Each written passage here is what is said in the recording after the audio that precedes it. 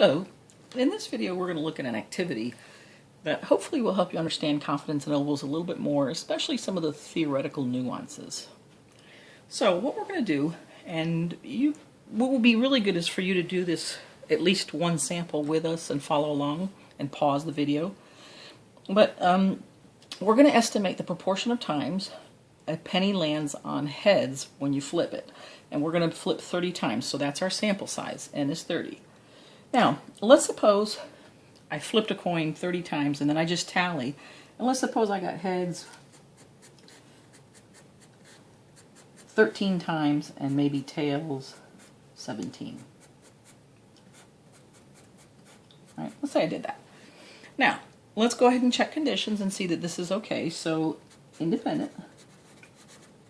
Well, once I flip a penny once, does that have any effect whatsoever on the next flip or the outcome of the next flip? No, right? So the outcome of one penny flip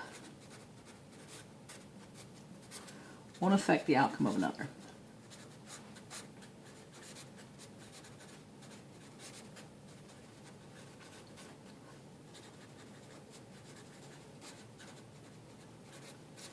Okay. Now, let's check representative sample. Now, I'm going to go ahead and assume we don't know the truth, which we do know the truth. In general, half the time you should get heads, right? And half the time you should get tails. So if we did that, then half of 30 would be 15. But we don't. Let's say we don't know that, because in real life we don't know the truth. So in my sample, though, I got 13. So I got 13 heads. Right, which is more than 10, and then the non-heads, which would be the tails, was 17, and that's more than 10. And then was this random? Yeah, I got this roll from the bank. I got a roll of pennies from the bank. And there's no, I didn't have any choice on choosing it. The teller chose it, and I'm sure that, machines just sort these pennies. I mean, this is really random. So we have met conditions and we can proceed. So let's suppose then, as we know, I got 13 heads. Then let's go ahead and find the sample proportion. Well, my sample proportion, or p hat, is 13 out of 30, right? And when I do that division, I should get 43%. Okay? Now, if I'm going to go ahead and find the standard error of that sample, I'm going to use p hat to estimate p. So the standard error of the sample proportions is p hat 1 minus p hat over n, which in our case is 0.43, 1 minus 0.43, all over 30, and I get 0.090. All right, so that's my standard error. Now let's say I'm going to go ahead and calculate a confidence interval of 90%, and remember, to calculate a confidence interval, I begin always with my sample, then I add or subtract the margin of error, which is a certain number, that's my z multiplier, of standard errors. Okay? So now in our case, p hat's 0.43. I add or subtract. Now if I'm going to do 90% confidence interval, 90 has a multiplier of 1.645. Okay? And the standard error is 0.09. Okay? Now if I go ahead and calculate that, then let's go ahead and do that. I'm going to have 0.43 minus 1.645 times 0.09, right? And that should give me 28, right? And then I'm going to recall the entire line, as I showed you in another video, to 50, let's say 8, 28 to 58.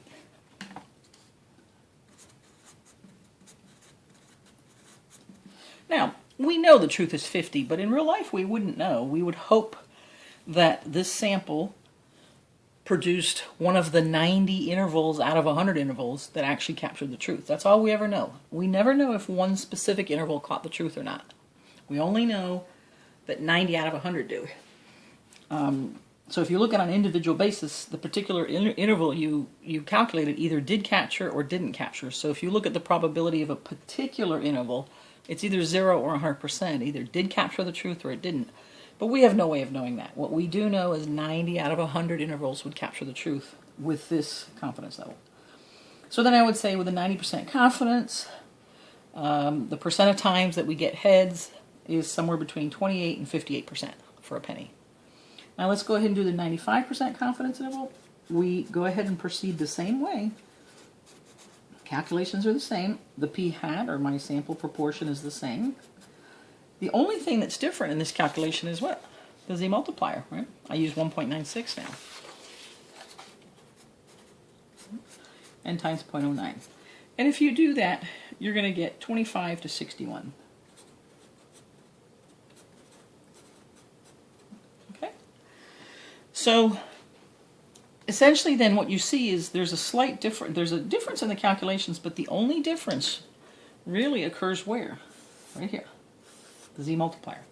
And what you can see is the z multiplier for a higher confidence level is a little bit bigger, since 1.96 is a little bit bigger than 1.65, right? Then this confidence interval is a little bit wider, 95% is going to result in a confidence interval that's a little bit wider than 90%. And it all comes back to the z multiplier. All right.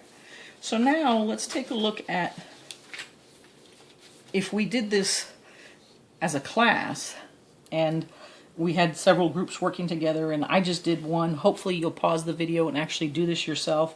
Go ahead and flip a penny 30 times. It won't take you very long. And go through these calculations. It'll help cement or really groove these skills and understanding confidence intervals. So go ahead and pause. And then when you come back, we're going to say, look at what if you had a lot of groups doing this. So what I did is I did a bunch of these calculations. In every case, my sample size is 30, but I came up with what's most likely to have happen. Now, this is really a summary of really what could happen. What would most likely happen is one group would get 10, and then maybe another one would be 14, and then 14 again, and then 17. It would just bounce around all over the place. But here are the likely possibilities. So if you had 9 heads, your sample proportion would be 30%, your standard error would be 0.084, and you'd calculate a 95% confidence interval that's 14 to 47%. You do the same calculations we did. Now these are all 95% confidence intervals. One of the things I want you to notice is this. The standard error is almost the same, isn't it? It's really not that different. And in another video I mentioned that the sample proportion, the p hat, is a good estimator for p. You can see that because really these are very close together. All right, and if you figured out the one for p, you'd find that it's very close in here. You know, I believe it's like 0.09 or something like that. So they're very close, and these are your percentages, your confidence intervals. Now, if I went ahead, now what I do is I'm going ahead and graph these so you can really see visually what are these confidence intervals. So if I take, for example, 9 heads, figure out my sample proportion is 30%, and then calculate the confidence interval based on that, here's what I would get. Let's see, did I do that one? 30%. I did right here. So from 14 to 47. So here is, we know the truth, 50%. But here's, let's say, 14 to 47%.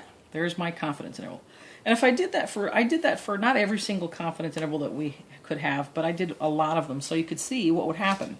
So for 57%, right here, you'd get a confidence interval of 39 to 75%. So here we go, 39 to 75%.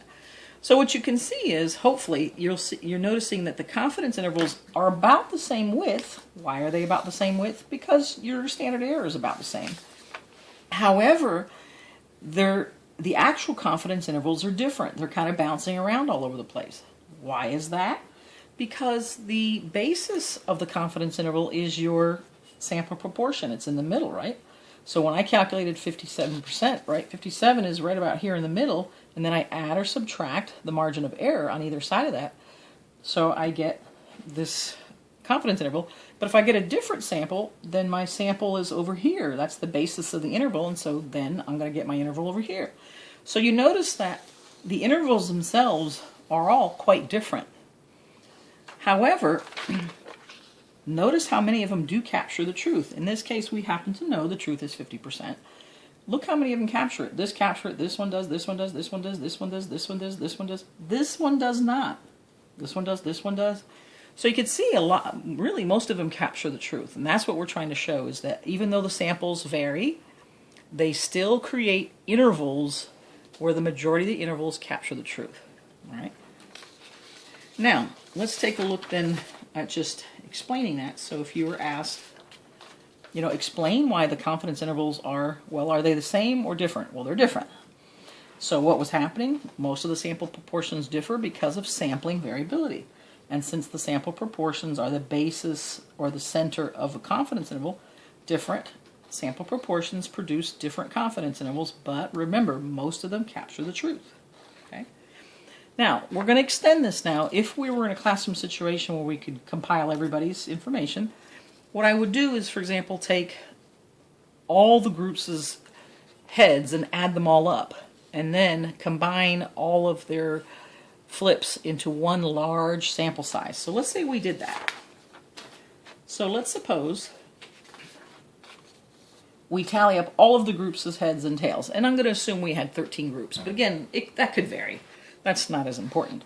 Well, if you add up all the heads, and again, the results really wouldn't be this organized. Really, like, you may never even have 13 come up heads. You might have like 10 happening 3 times and 16 twice, and you know, something like that might happen. But I just took this, I added up all the heads, and when I did, I got 195 heads, which left me with 195 tails, right? 390 minus 195 would also give me 195. So if I find the sample proportion for the whole class where I group everything together, then and this sample size is 30 times 13, right? So 195 heads out of a possible 390 gives me a 50% head rate. And then when I go ahead and find the standard error, it's 0.5, 1 minus 0.5 over the 390. And now look at what just happened to my standard error. It just went down dramatically, right? 0.025 is a very small standard error. So now when I go to calculate a 95% confidence interval for the whole class, all 13 groups, then I would start again, same format. Start with a sample, add or subtract the margin of error, so a certain number of standard errors. But notice, so the z multiplier is still 1.96 because we're doing 95%. But look, my standard error is 0.025, whereas before it was close to 9%. So now my confidence interval is much more narrow, 45 to 55%. So here I graphed it. Take a look, 45 to 55, right here. So when you combined all these results, my confidence interval became much more narrow, which means that it's much more precise. And that's a good thing. We like that. Still capture the truth, but in a much more narrow interval. So we know that which is wider, the confidence interval of each group or the whole class, obviously of each group. And what was the effect of increasing the sample size by combining all the groups as results? Well, increasing the sample size, right, decreased the standard error, because basically I went from 30 right here in the denominator to 390. So it makes this denominator a lot smaller. So it makes the whole standard error a lot smaller. And if the standard error is smaller, that means what I multiply here is I'm going to multiply by a smaller number, makes my margin of error smaller, which makes my confidence interval more narrow. All right? Thanks so much for listening.